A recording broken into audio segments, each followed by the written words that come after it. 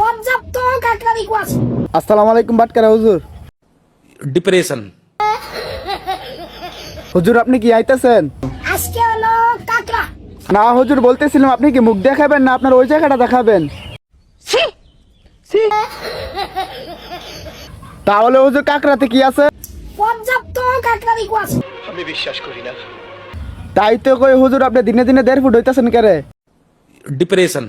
তাহলে হুজুর সব খাবারে যদি পর্যাপ্ত পরিমাণে ইকো থাকে কে রে তুই মা? তাহলে আপনি এত 1.5 ফুট হইতেছেন কেরে?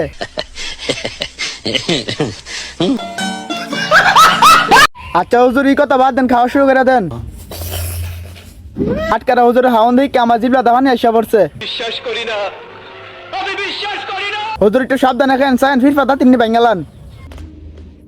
মানে এত শক্ত বে।